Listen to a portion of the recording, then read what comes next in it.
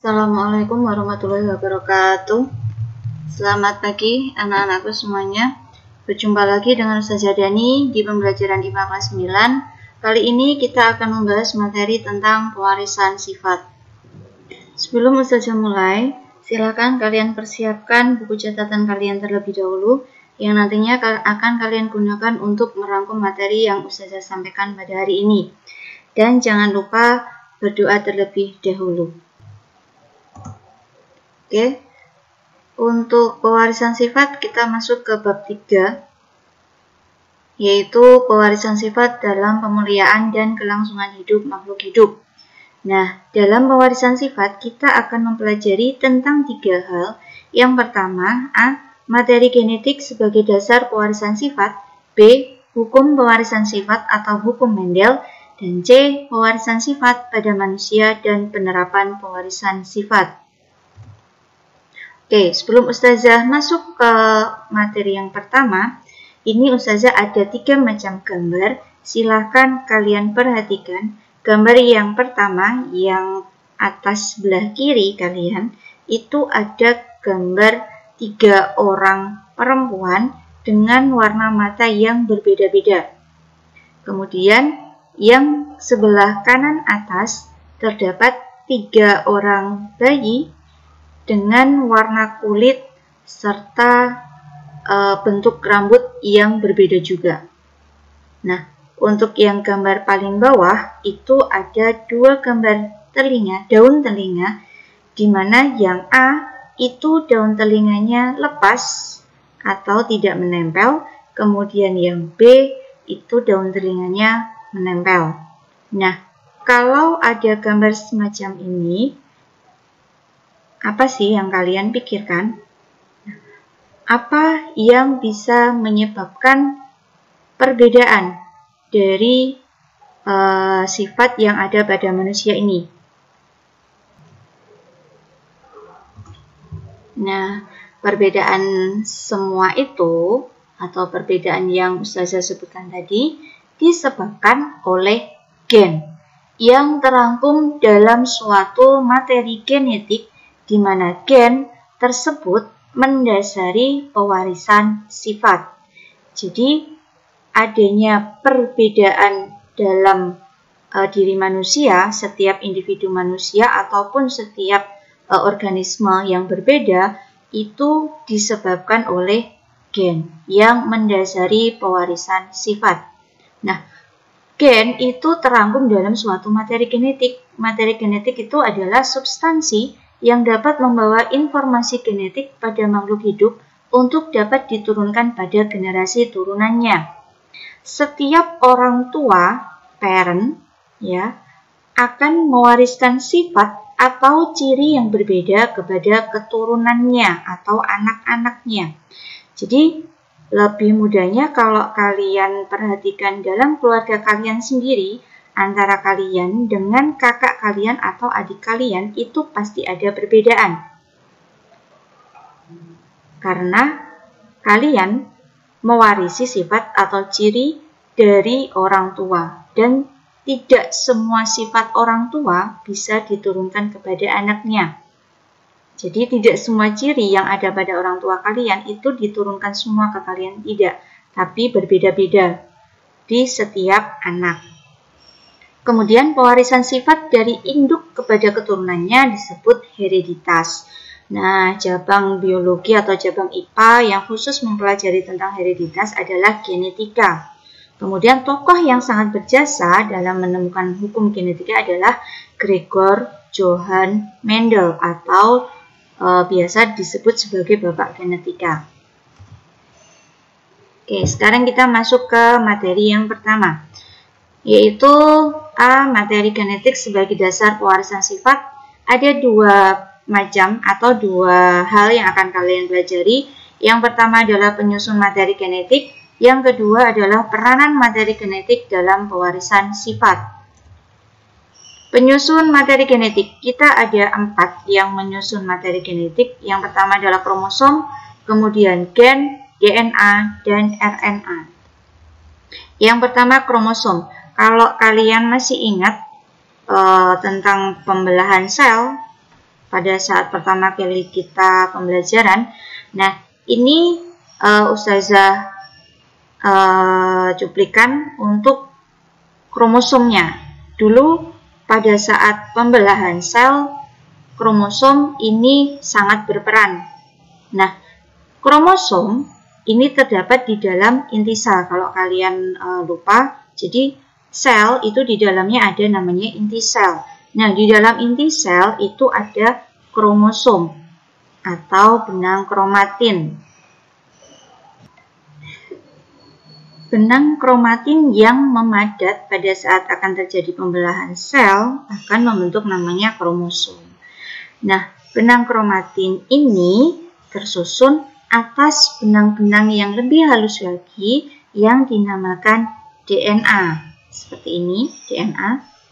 Nah, DNA kalau kita berbesar itu bentuknya akan seperti ini.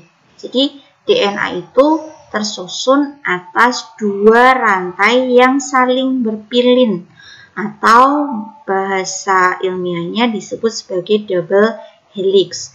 Kemudian dalam DNA itu terdapat protein yang namanya histone. Nah, jadi kromosom adalah struktur pembawa materi genetik berbentuk batang yang terdiri atas dua komponen molekul, yaitu protein, histone, dan asam nukleat DNA dan RNA. DNA itu seperti ini. Jadi rantai double helix, ya, rantai double atau double helix. Kemudian di dalam DNA terdapat banyak segmen DNA yang mengkode sifat-sifat tertentu dinamakan gen.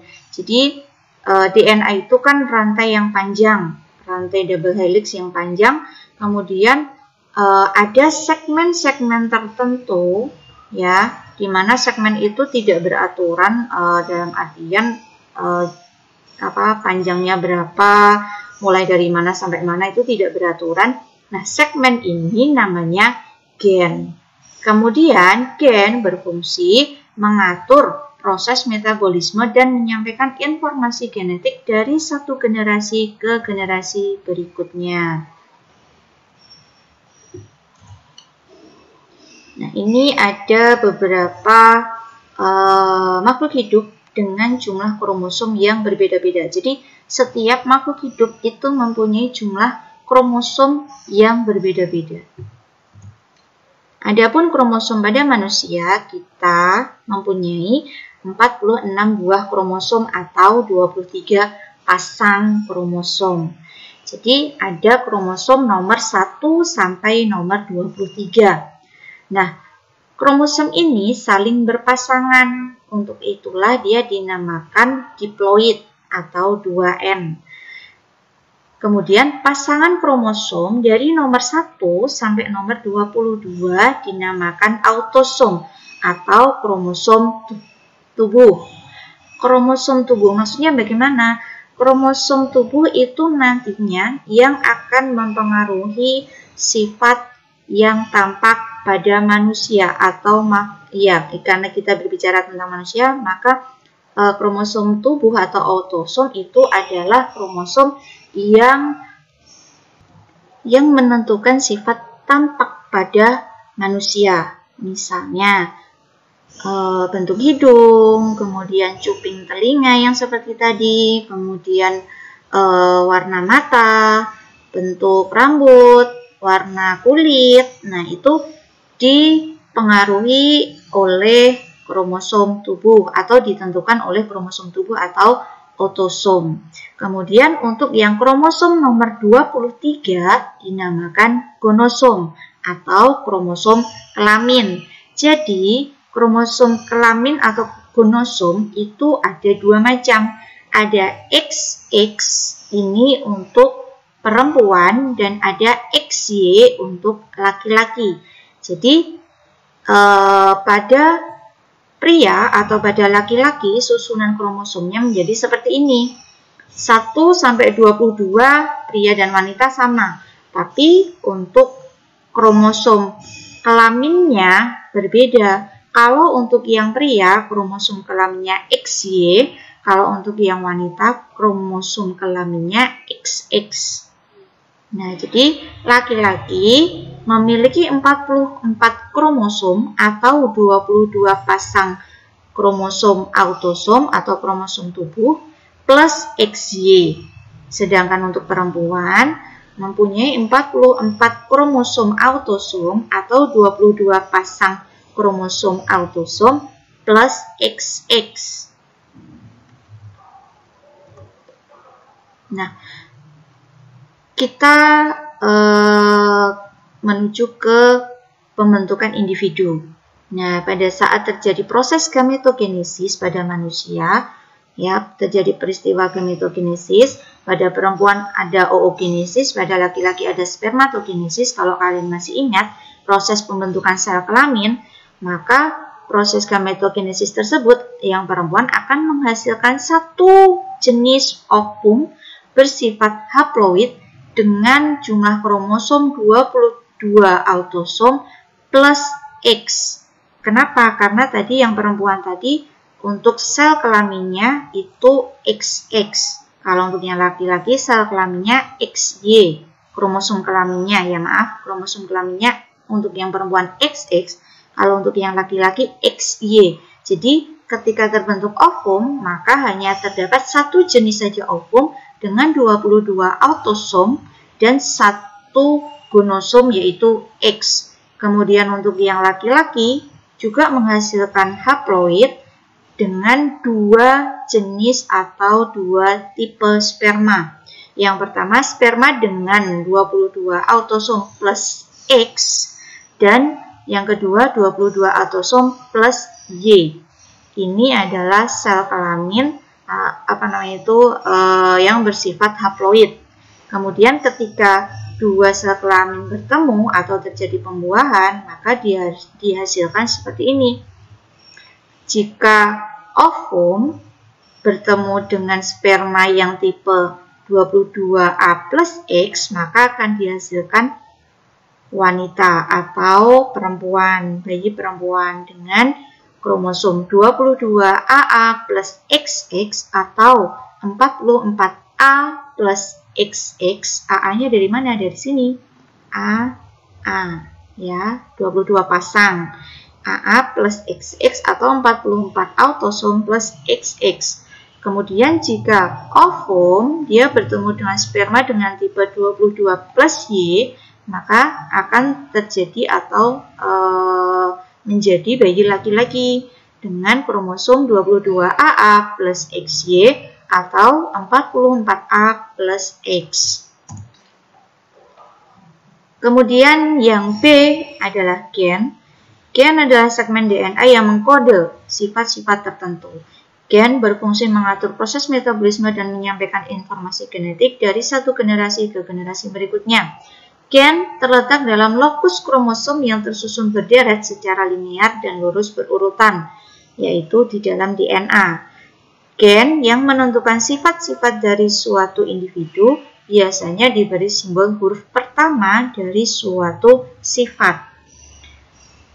Gen dominan atau yang mengalahkan gen lain dinyatakan dengan huruf besar, dan resesif atau gen yang dikalahkan oleh gen yang lain dinyatakan dengan huruf kecil. Sebagai contoh, pada tanaman ercis itu kacang polong, dapat dinyatakan T simbol untuk gen yang menentukan batang tinggi T besar, kemudian T kecil simbol untuk gen yang menentukan batang rendah.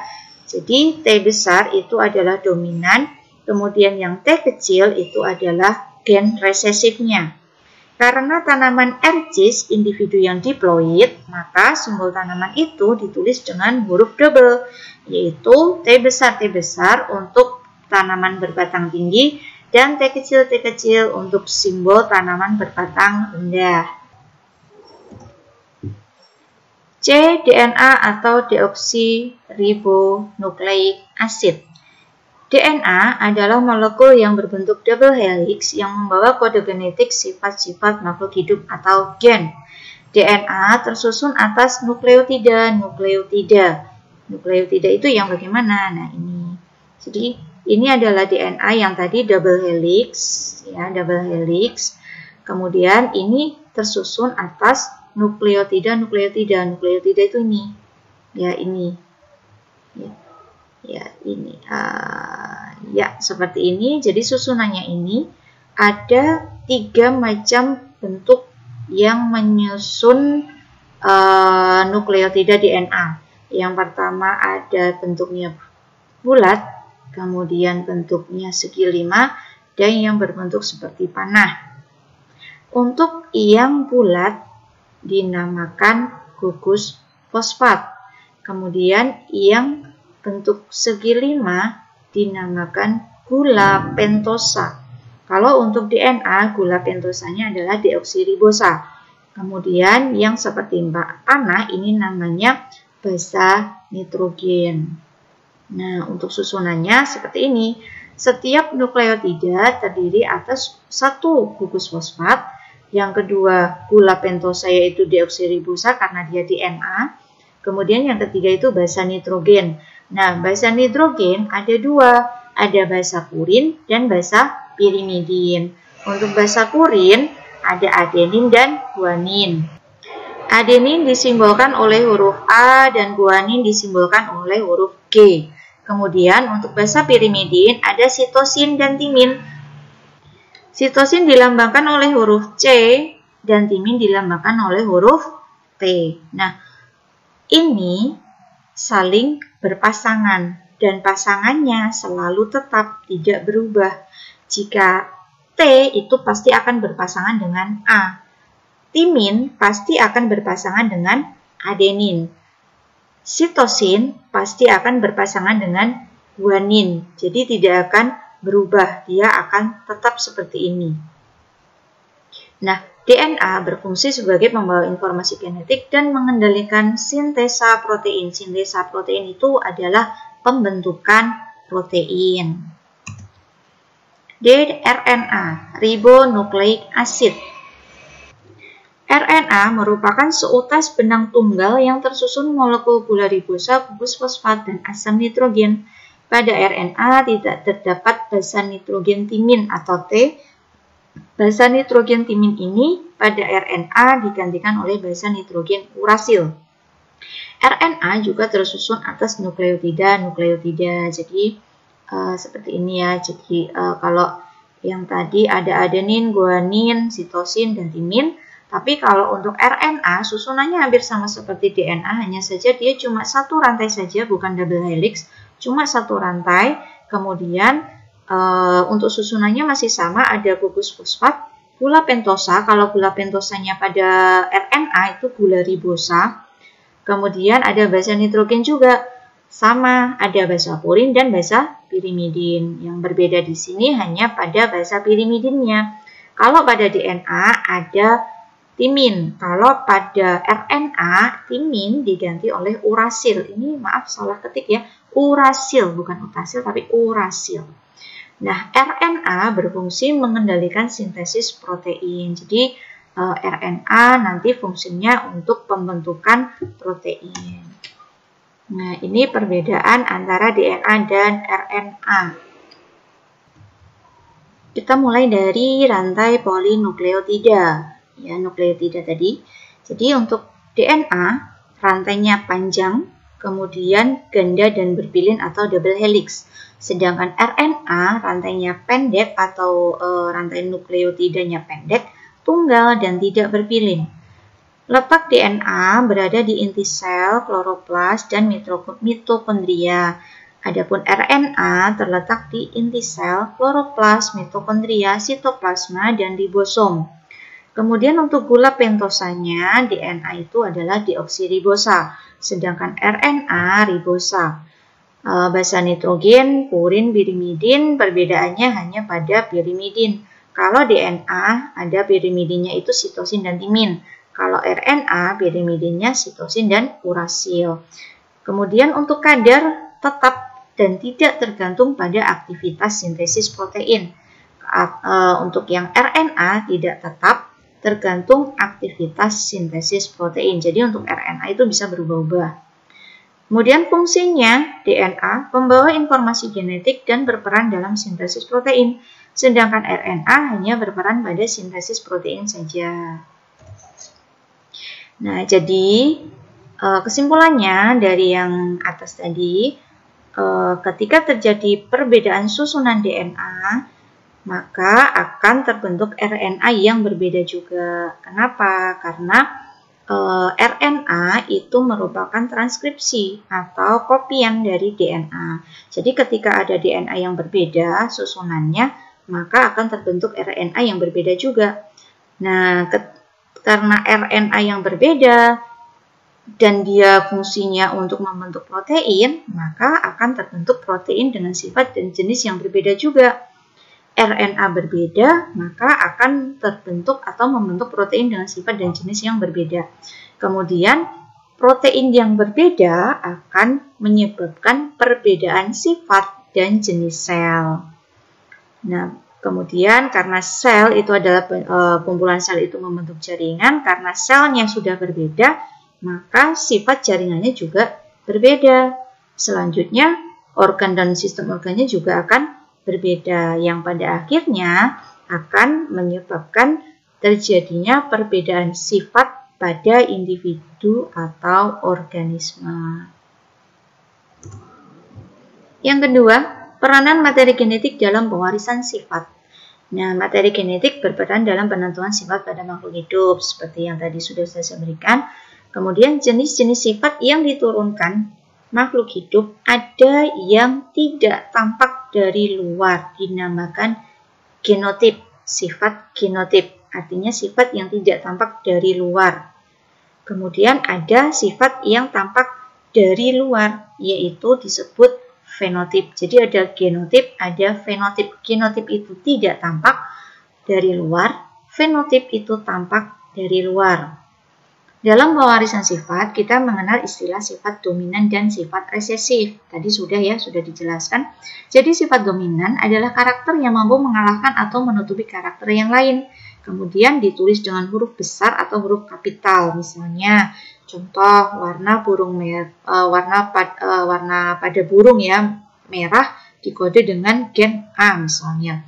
Kemudian sifat resesif adalah karakter yang dikalahkan atau karakter yang tertutupi oleh karakter yang lain. Gen resesif ditulis dengan huruf kecil, contohnya warna burung biru dikode dengan gen A kecil, yaitu resesif. Gen A besar dan gen A kecil disebut sebagai alel. Jadi yang berkebalikan gen A besar dan gen A kecil. Maksudnya seperti ini. Ketika suatu sifat itu dilambangkan oleh satu huruf, maka untuk kebalikannya atau kontranya, maka dia dilambangkan dengan huruf yang sama tapi dengan besar yang berbeda. Jadi seperti ini, gen A besar itu melambangkan warna merah, sedangkan gen A kecil melambangkan warna biru. Tidak boleh warna biru diganti dengan gen B kecil, tidak boleh. Harus gen A kecil. Kenapa? Karena itu dia alel gitu. Ya, jadi harus dengan huruf yang sama tetapi dengan besar yang berbeda. Kemudian dalam pewarisan sifat juga dikenal istilah homozigot, yaitu jika alel yang berpasangan sama, dan heterozigot jika alel yang berpasangan tidak sama. Maksudnya misalnya seperti ini. Nah, ini ada gambar, 3 gambar ini ya. Nah, yang dinamakan homozigot itu adalah ini. Yang sama hurufnya. Alelnya sama. Kalau dia A besar, ya